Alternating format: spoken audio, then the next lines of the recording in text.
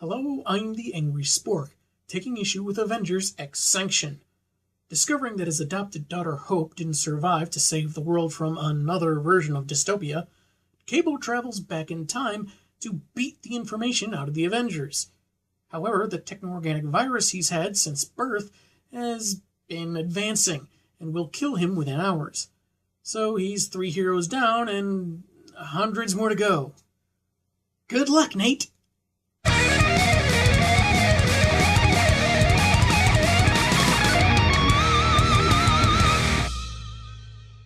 Issue 3's cover sees a slightly less virus-ridden Cable try his hand at acupuncture therapy while Red Hulk gives him a bear hug, and neither one of them looks like they're enjoying it. After the recap page notes that Rolk is about to put an end to Nate's shenanigans, we open to Cable about 12 hours to live and black hair for some reason, again mistaking his current opponent for Glenn Talbot. This Crimson Bruiser, Thaddeus Thunderbolt Ross, says Glenn was a good soldier, but he's dead, and somehow Cable can tell that this Hulk knows weapons. Finger on the trigger, barrel aimed at a face other than his own. He's an expert, I tell ya. Cue the surprise attack by Blacksmith, fellow time jumper and Cable's telepathic mentor, as he fires an energy shot from a high-tech staff, and I guess having energy shot right through his shoulder caused him to fire his weapon, and it somehow hit Falcon's tank. Even though there's no sign of ricochet or anything, so I don't know how that's supposed to work. Also, Cable's hair is white again. But anyway, Ross opens fire on the future mutant. "Dance all you want, Bug. I never miss." "You have, and I have not." No, I am intentionally hitting the wall behind you. I'm a military general. It's strategy. Yeah. In the future, Blacksmith is wary of trying to alter history by punishing the Avengers for something they haven't done yet. I mean, in their own timeline. The present, whatever. Cable must have let his guard down since the TO virus is advancing at an increased rate, spreading to the rest of his body, when they arrive at the long-abandoned Avengers mansion. Nate figures the past Avengers will have brought this vengeance upon themselves, so the possibly last 2 people on Earth go raiding Earth's mightiest basement. 3 Magneto-made inhibitor chairs, Iron Man armor integrated with Sentinel tech, as well as actual Sentinels around the platform, Wolvie's skeleton, Gambit's staff that Tony must have modified to shoot energy, like we saw a couple pages ago, and Doctor Doom's time machine. Blacksmith had a lot of time to himself to discover all this, but not why the Avengers have half of it. But back to that Iron Sentinel armor, so to speak. First, Nate says, "Iron Man armor Stark hasn't invented yet." That sentence makes no sense, since obviously he's invented it. It's there. They even make contextual grammatical corrections in the second next bubble, so I'm not sure how they missed that one. Speaking of, Cable assumes that using Sentinel-type gear can only mean they had plans in place to attack the X-Men. Not necessarily. There have been plenty of villains out there with mutant abilities, and it's not like they can be expected to only attack areas protected by heroic mutants. How does Nate know Tony didn't realize there'd be a possibility that Sabretooth or Mr. Sinister or whoever might decide to attack New York while the X-Men are busy fighting Apocalypse in a Savage Land or something? It's like Batman having a piece of kryptonite. It makes sense for a trustworthy hero to be able to fend off someone more inherently powerful. But I guess if they use that logic, the story might not happen. In the present day, Cable psychically attacks Rolk to save B-Smith. With little energy to go, he relies on Big Red's gun, which is apparently powerful enough to force him out the same hole Iron Man was shot out of. Now we go back in time, about 12 hours, while Cable and B-Smith are loading stuff onto his freighter, with the cyborg noting that since the ship isn't destroyed means things can be changed. Because I guess it was destroyed at some point. No context given. As they load up the crates for their assault on the Avengers, Blacksmith asks if this need to save Hope isn't simply for mutant kind, but also about Tyler, the child Cable lost. He says that saving his daughter may not bring back his son, but it will mean that he won't lose another kid. Then Smith up and disappears. In the here and now, Rolk is back with a vengeance, or more specifically, an anchor. which he uses to smack Cable around and chide him for attacking a team of heroes that had died for one another.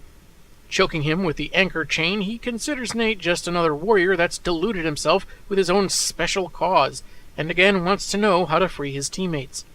Narration says that every soldier reaches a point where all seems lost and dying is the only option, until they try the unthinkable.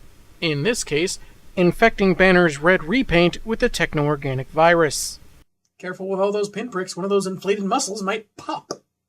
Grabbing the big gun again, Cable wonders if his confusion of Red Hulk as Talbot means that Ross doesn't make it to the future and dies here, though he considers it a mercy since he's got the virus in him now, and some of it retreats from Nathan's body since it has a new buffet to feast at. However, he's stopped by the arrival of Hope and Cyclops, summoned by Blacksmith and urging him to stand down. When Cyke tries to free Cap, Nate points his gun at him, warning of the explosives and figuring Smith filled them in on the stakes of the mission, that everything the X-Men have fought for will mean nothing. However, Scott doesn't think his son's return is worth everything he's done in Hope's name. She, however, stands between them, and wow, it looks like Cable's gun doesn't really mean much at this range. Kinda laughable when you think about it. Anyway, she says they both think they know what's best for her. I'm not a little girl anymore. Especially not if comic artists have anything to say about it. That's when the final two Avengers that we saw at the beginning of the series appear, Spider-Man and Wolverine, arriving through one of the holes in the ship. We're taking back the Avengers, even if it means we gotta kill Cable to do it. Yeah! Wait, what? I gotta say, I'm with Spidey on this one. Since when did Logan get so eager about the prospect of eviscerating one of his allies? At least one that wasn't Cyclops. Did Nate take the last beer out of the fridge from one of his previous visits to the mansion or something? I'm not saying I would agree with that logic, but at least it would explain it. The cover to issue 4 has Cable, again with black hair for some reason, fighting off the latecomers. And also, for some reason, Spidey's in his black costume, the fabric replication, not the symbiote, and Wolvie's in his X-Force stealth gear. Weird. Is this supposed to be some kind of theme? Anyway, the exposition page actually has a couple sentences to say of the preceding chapters, even noting Wolvie's vow to put Cable 6 feet under. I wanted to be Colossus for Halloween, bub. An hour ago, the Lethal Legion has been subdued, and Wolvie was leaving them to Luke Cage, Iron Fist, and the Thing to look after until a team from the raft could collect them. Ben Grimm doesn't much like being on damage control, but with Cap and Stark missing, and the LL's transport being taken out by someone who knew what they were doing, they got no choice. It's not long before Logan's tracked Falcon's scent to where he crashed. I guess Red Wing went on a coffee break. And as they enter the sewers, he warns Spidey that, if I'm right, and I always am, the guy we're hunting isn't going to go quietly. So Webby McWisecracks might want to sit this one out. But the Wallcrawler actually is serious about being an Avenger, and they proceed. Wolverine is always right? Something about that just feels wrong. Perhaps because he tends to walk a fine line between skillful predator and raging death beast. Furthermore, how has he not already recognized Cable's scent? Maybe he's just being cryptic, but you'd think he'd immediately tell the teammate he's so worried about who exactly they're going after. Also, it's really weird to read him using the term potty break. But moving on. Presently, Cable narrates that Hope's presence compromises his mission to save her. Not how, mind you, but maybe he'll get into that later. Logan stabs his cyberized arm, so he'll drop his gun, presenting Hope an ample opportunity to take possession of it and fire warning shots at Spidey, while Logan deals with Cable. Nate, of course, goes, I am your father, and you will go with Grandpa off this freighter right now, young lady. But she's still shooting at the Wallcrawler, who's had enough of being shot at, so he takes the gun. Unfortunately, in doing so, he inadvertently grazes Cyclops and is summarily shot out of the ship. You can tell there are no hard feelings because he optic blasted him out a hole already in the ship instead of creating a new one.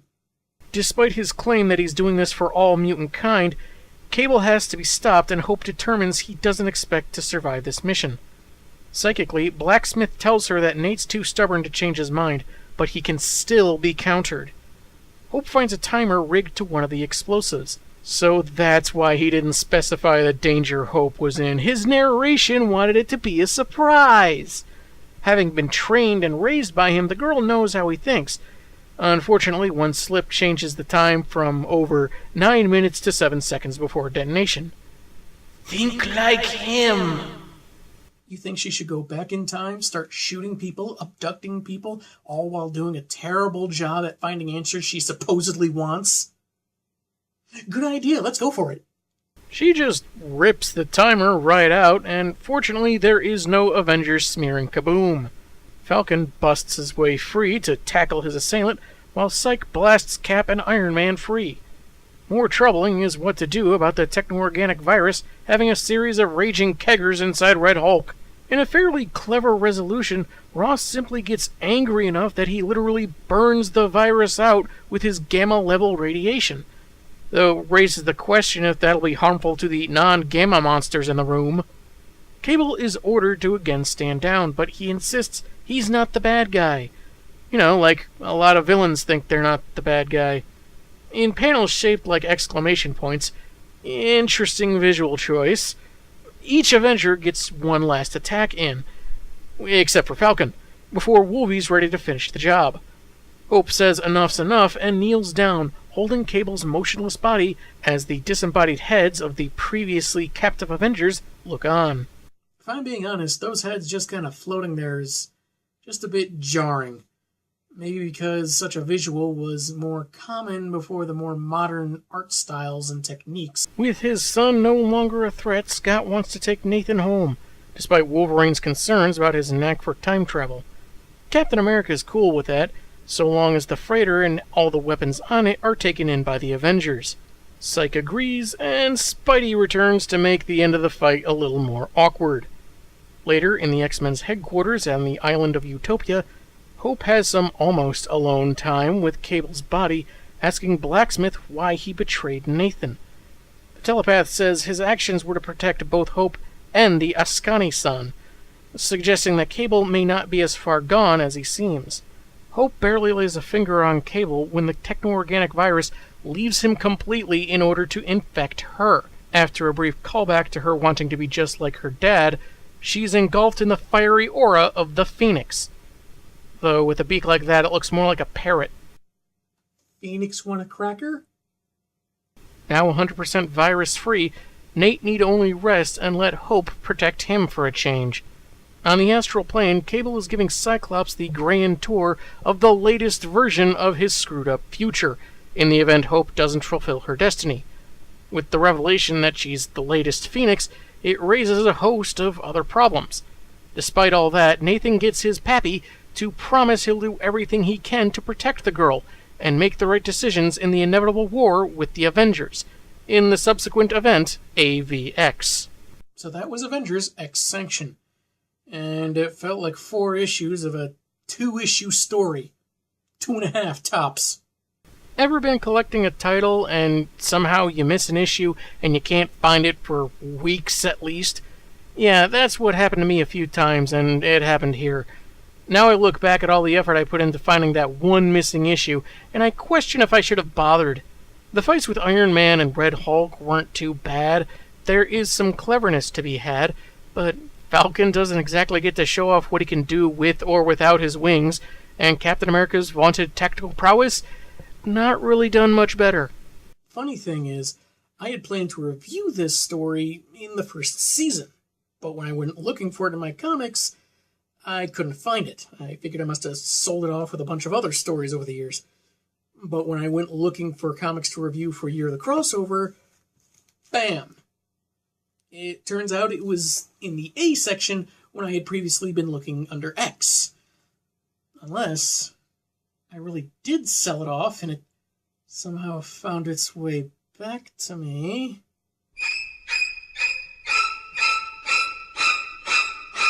I just feel that a fight that involves taking down a team literally called Earth's Mightiest Heroes should have a bit more weight to it, but It feels more like both advertising for AVX and biding time until the release. No idea why Wolverine's so ready to kill Cable other than figure out why he's doing this. No clue how the Avengers' trophy room and the stuff inside stays so pristine over the course of millennia. The Avengers are subdued so deftly it doesn't feel like more than 12 hours have passed, but I might have been able to overlook that if Cable's plan made any blasted sense. Let's take a look at the best case scenario for Cable's mission, okay? Scott and Hope never show up. Cable gets killed by the virus, and the C4 goes off, killing Cap, Tony, Falcon, and Spidey. Probably Red Hulk survives, definitely Wolverine. How does this stop the Avengers from doing something that kills Hope when there's still Thor, Black Widow, Spider-Woman, Hawkeye, Ant-Man, Triathlon, Beast, Black Panther, Bucky, War Machine, Hercules, whatever name Carol Danvers was using at the time, and literally dozens of other members that could be called into action?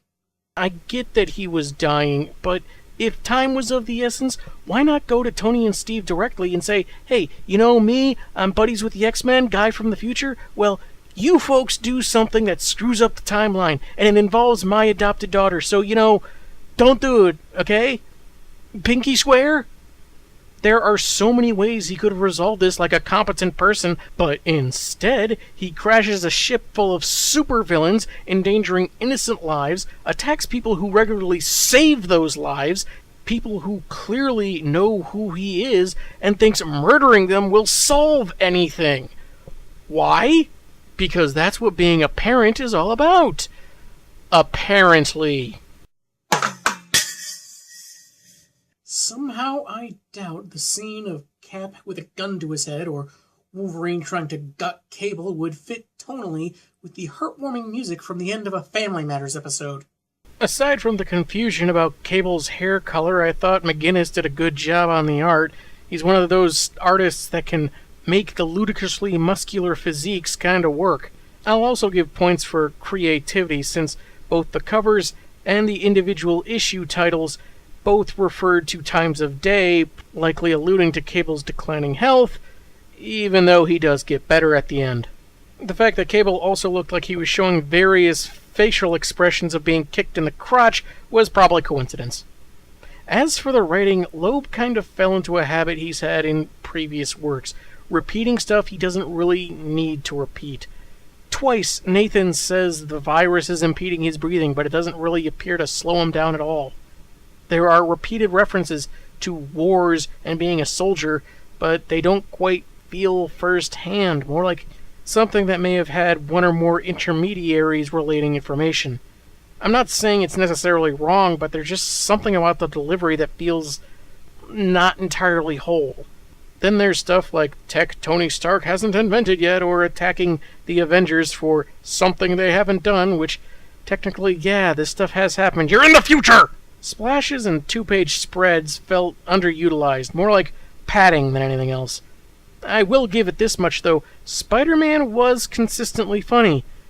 Too bad he's about as sidelined as the Falcon. Nice touch curing the techno-organic virus, though. It might have opened up a whole new world for Cable.